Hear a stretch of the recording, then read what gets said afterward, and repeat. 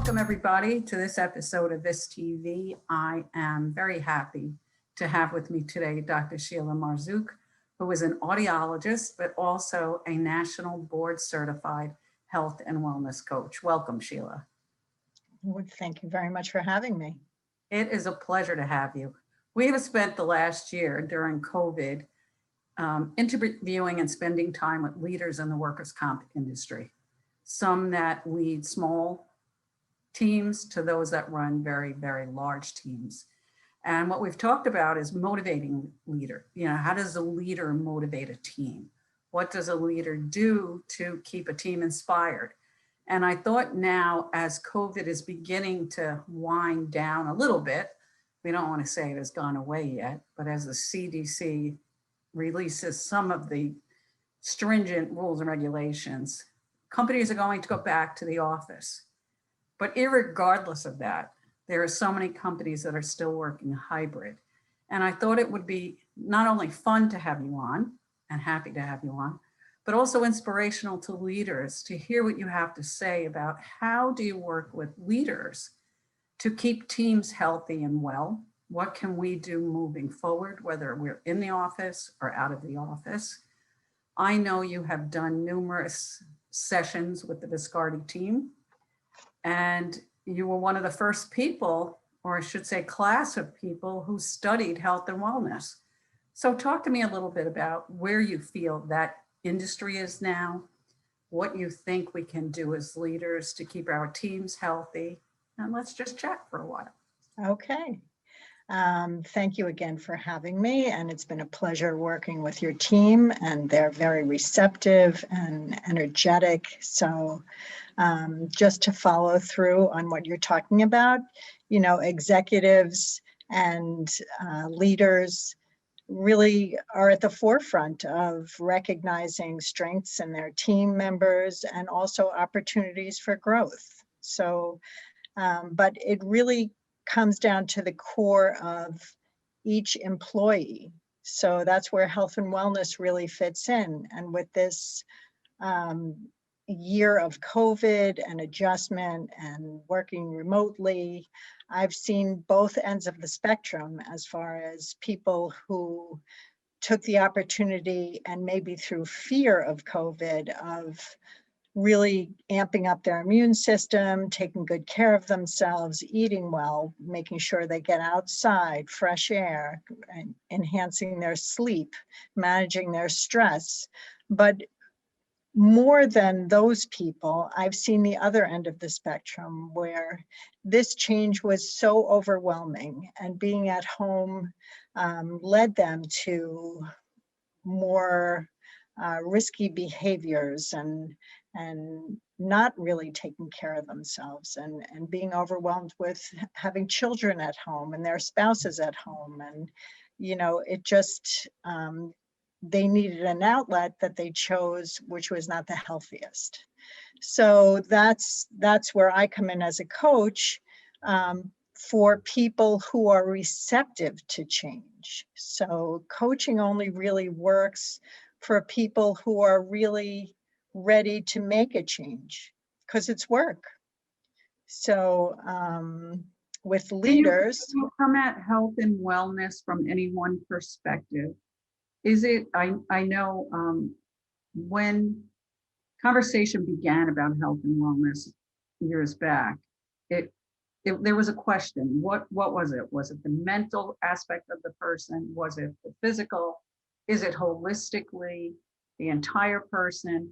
How do you come at, whether it's an individual or team, and assessing what the needs are of that individual? It's a great question, because what I value is that you as a person you're the best determinant of your life and what your needs are. So the old adage of you go to the doctor and the doctor says, your heart really isn't that great, you have high blood pressure, you really need to take off some weight and start eating better. Go home and try and do that. Well, everybody tries to make the appropriate changes, and they're good for a little while, and then they evolve right back to their old habits, because life happens and it's easier. And What a coach does is values your input. You tell me what your vision for yourself is. What do you want to change? That vision has to be at the forefront of anybody who wants to make a change, whether it be a health change or occupational or anything, you know. So that vision and why that vision is important for you is really the core of the progression of coaching. So So you really look at the whole person, but it's the focus of how that individual operates, how they see themselves. I know I have heard you say in the past that we all should work to being a better version of ourselves. Can you speak to that? exactly. You know, who doesn't want to be a better version of themselves? You know, if you're in, you know, I feel that everybody has something that they would want to change within themselves. And it's a matter of what you can control versus what you can't control. So even if you're unhappy in a certain situation, if you focus on what you can control, you're still going to feel better. Once you start making positive changes in your life or in your lifestyle behaviors, you start to get a little energized, you feel better, you perform better. And from the workforce, you make better decisions, you're a better team player, you're more open, you're more receptive to learning. So the value of that is personal as well as professional. So it's going to value you as an individual as well as whatever company you work for. You know, I hope that a lot of the leaders that we were able to interview in the past come on to see this episode, because we talked a lot about motivating teams, not just to do work or projects better, but to be happier, more content. And that was difficult during a transition for many companies that were fully in office to remote, where you lose that one-on-one contact with people. What would you recommend? Are there anything in particular that you could recommend to leaders to do with their teams to ensure at least the conversation remains open about health and wellness, but also some tips on what maybe leaders can suggest to their teams to do? Yeah, so that's an excellent question. You know, again, it goes back to, is the individual motivated to make change? So when we think about leadership, you have to decide, is it training that they need to enhance their skills to, or is it coaching? Is there a core change that can take place that can really apply to every individual? So the training part is almost expected from a workplace, right? Because everybody has their ideas of what their own vision for their company is and enhancement. But when you think about making a coaching change in a team, you have to think about the employee's life cycle. So you're working with new staff. Are you working with staff that are moving into a different position? Are they motivated to make those changes? Or is there kind of like, you know, a static lack of initiating going on? You know, there's so many factors that influence how this is going to work. Oh, for And sure. from the leader's point of view, it's a question of value. So of course you want financial value to keep the company going, but what about the non-financial things? What about employee happiness? Will this increase retention? Will this motivate people to be more cohesive with their team members? You know, Exactly. you know, that kind, you want to create a collaboration of creative thinking. So Which I think was easier in many ways when we were face to face with our teams. yeah, I think, you know, key concepts on collaboration have changed. You know, how do we collaborate via Zoom? How do we collaborate through TeamViewer, through Google Meets? How do we assess individuals, you know, as you use the word happiness and wellness, how do we assess that? I know at Viscardi, we initiated right at the beginning of COVID, remote company meetings on Friday, with the goal that a small percentage of that company would be spent on operations, on logistics. But we start everyone off, and it came out of you when one of your first meetings at our team with Deskercise. So we have someone who you know, oversees that we all are moving, Right. that we exercise certain muscles to prevent static hands, legs, knees.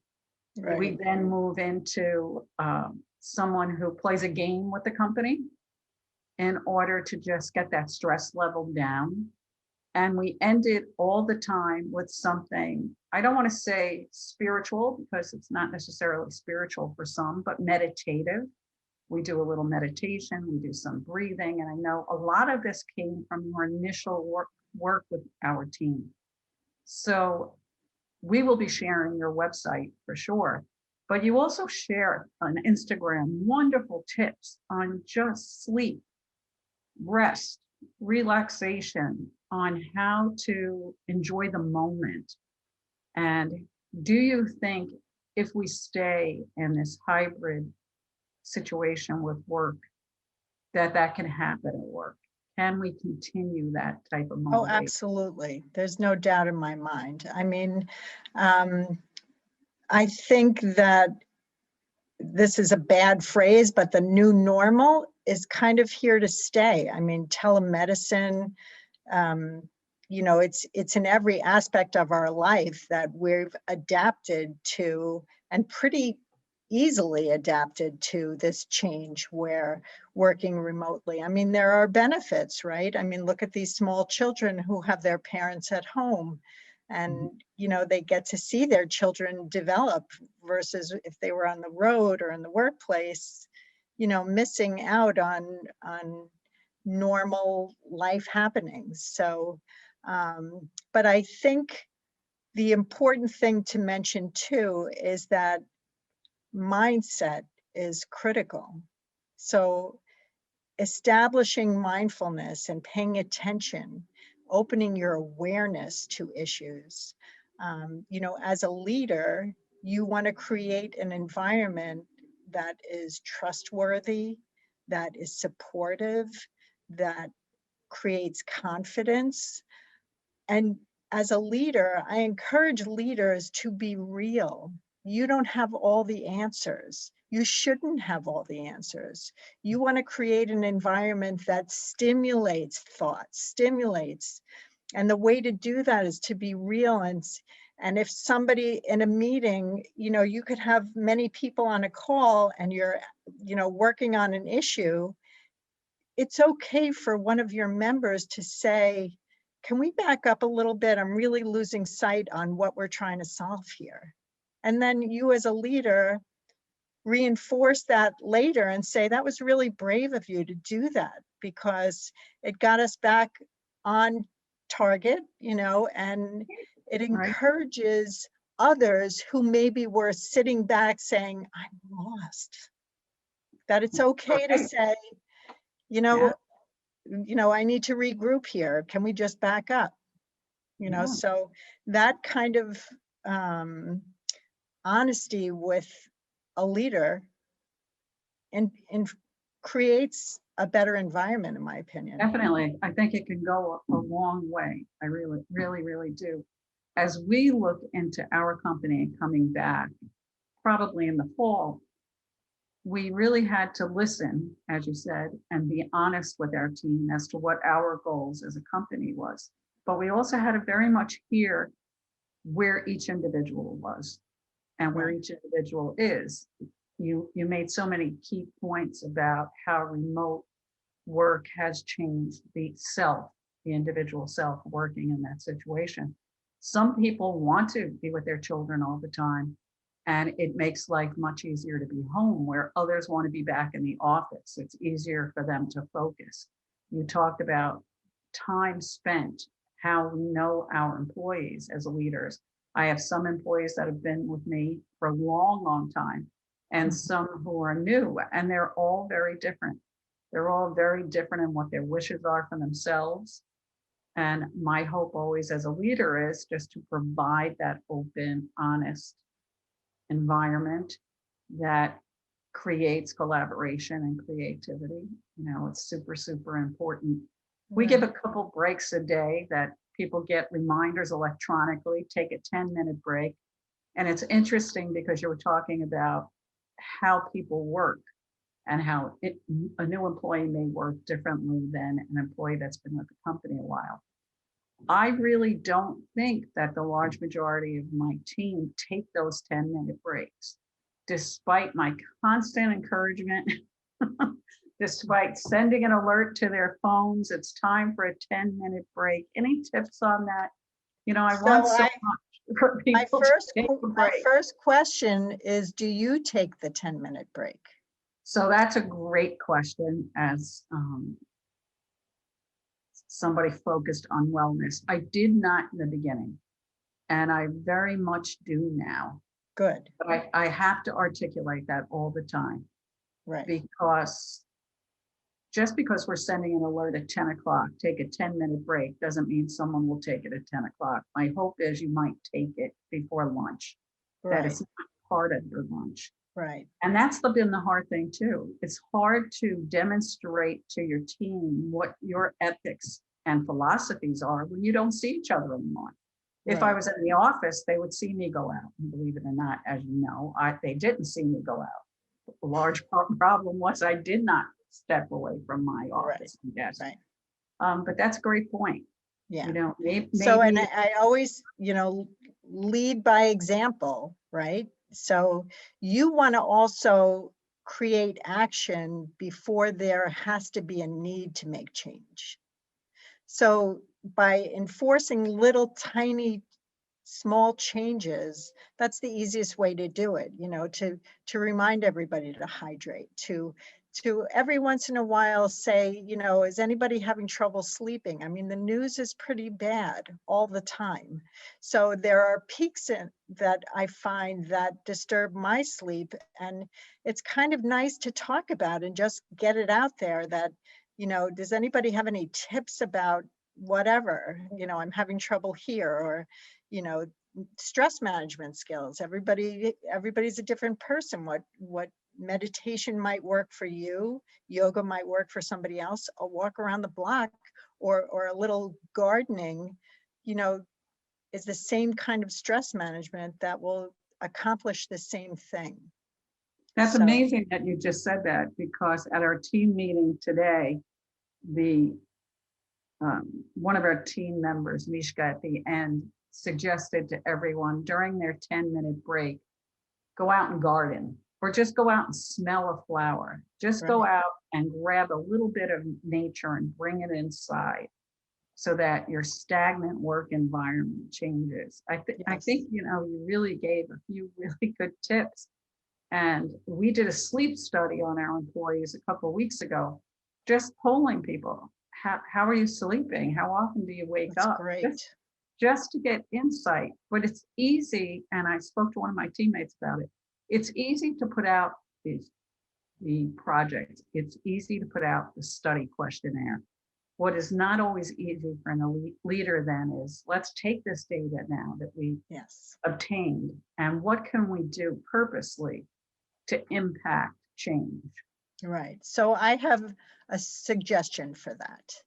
The easiest way to make a behavior change is to add it on to an existing behavior. So if you want to, say, exercise a little bit, you put on your tea kettle in the morning, and while it's boiling, could you take a couple of cans out of your cabinet and move them? Could you just, rotate your shoulders? If you make that kind of change, you're talking about minutes. Everybody can do that. You're not saying you have to go to the gym for an hour. You're just saying you just need to move your body a little bit.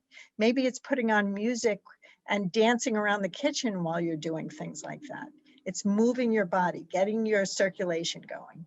Or maybe you have, you know, a recipe thing going where if somebody is, you know, creative with lots of fruits and vegetables, and or meatless Monday, or, you know, those kind of things might spur somebody to try a new recipe. That's a great idea. That If is it's, a great you know, idea. so it's every part of wellness that, you know, if you hate drinking water, what can you do? Could you squeeze a lemon or an orange or some basil and make it look pretty, you know, and just carry that bottle around with you to remind you that you should be drinking half your body weight in ounces of water every day. So, and don't start at 6 p.m. because you'll be up all night going to the Then bathroom. you'll have a complaint with sleep. Yeah, Do you have, exactly. before we end, any tips for leaders to decrease their stress level, to help Great. them at the end of a day decompress from their workday? Yeah, so I think that's an excellent question. I think for many people, at the end of the day, when they go to bed, they hit the pillow, and that's when the discharge of the day happens, and also the proceeds of the week. And there has to be a wind down for every individual. I don't care what your stress level is. You need to wind down for at least an hour before you actually hit the pillow. And this just takes training, just takes timing. Whether you write things down. Some people put phone messages to remind them, or things that they're thinking about that they want to look at tomorrow morning. But, you know, certainly meditation works for many, many people. And I used to think this was really hocus pocus, but meditation is really just thinking about nothing, you know, being still in the moment. How often do we just sit and think about what's happening in our body? What are we feeling? What was good? Having a gratitude practice. What are you so grateful for today? 3 things that happened. You know, you got a phone call from a person you haven't spoken to in a while, or you saw beautiful pictures of family members, or you saw the tulips bloom, or whatever it is that's going to make you feel good, so that when you do hit the pillow, your head is empty and you're thinking about, I need to rest and restore. I'm going to feel better. I'm going to relax all my muscles. So that could be yoga, that could be taking a walk, that could be just stretching, you know, just moving, stretching. It could be reading something. It could be watching a great TED Talk and leave you with good thoughts. There are so many ways to de-stress. It's really what works for you. And And I that's, think, like you said, it has to become part of your practice. It has to has to become be, part of right. your routine. I know even when we do deep breathing or meditation in our team meetings, it's really tough sometimes for me to Mhm. take that moment to just get away from what is happening and find that space where it's quiet, you know, Right, where right, it's right. restorative. But I think And that's great. if I could just add on to that, I Sure. think that very often when we think about making lifestyle changes, we do all or nothing. You know, you cannot. That's why New Year's resolutions, you know, go by the wayside, that only 8% are still doing New Year's resolutions 20 days after New Year's. So, you know, you really have to make a commitment to making a small change. If you're not used to drinking water, just just sip it. You know, don't say I have to have a gallon of water today or a half a gallon of water. You know, if you're not used to moving around, just get up and walk, go up and down the stairs, bring your laundry, you know, whatever it is. Just think small little steps.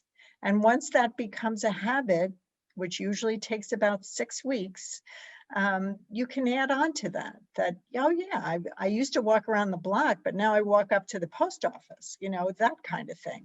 So it's small steps, because if you overwhelm yourself, you start to resent the fact that you're not able to keep up. And that backfires. Yeah. So that negative energy will just shut it down right away. But I do think that this is so valuable to leaders, what you're doing.